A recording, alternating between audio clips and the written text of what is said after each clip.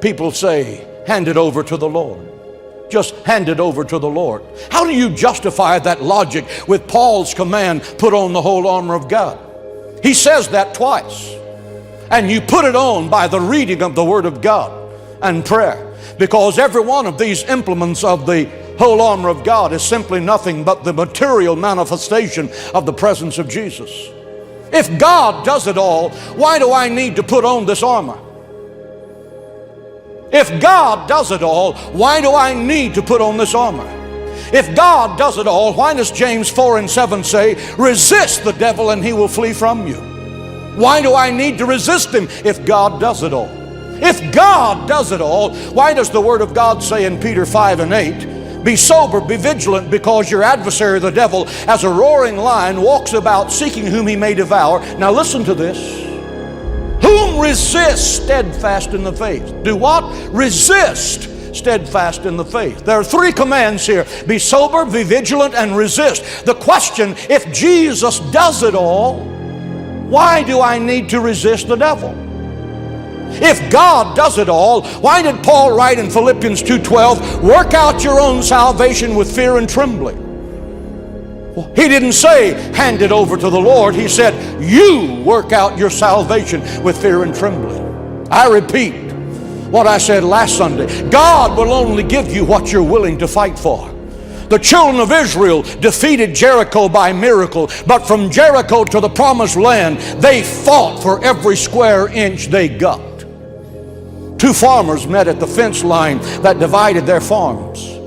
And one farmer had purchased his farm the year before, and that farm was seriously run down. And the other farmer said to him, look at that new barn that God has given to you. And look at those new fences the Lord has given to you. And look at the remodeled house the Lord has given to you. And finally the farmer said, hey, you should have seen this farm when God had it by himself.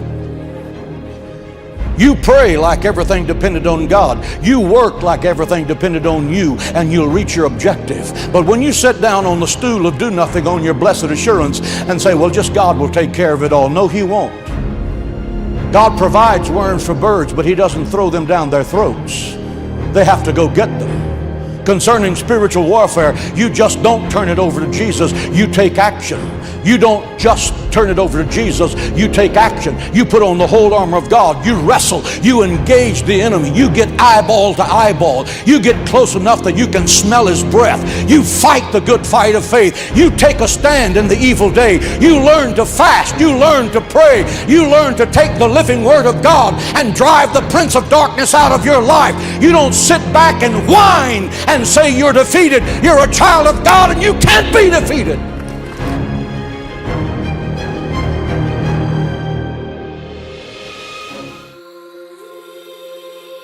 Now stay with this thought. Let Jesus do it all. Look at the New Testament General St. Paul, the last hour that he lived on this earth. He said, I have fought a good fight. Now, according to the let Jesus do it all theology, he should have written, the Lord has given me the total victory. I have done nothing but go with the flow. It has been a joyous ride. You do the same. That's not what he wrote. He said, I have fought a good fight. I have finished the course. I have kept the faith. I can do all things through Christ who strengthens me. Do you see that? Listen to me. We are soldiers of the cross. And you need to stop this foolish jabber about God will do it all.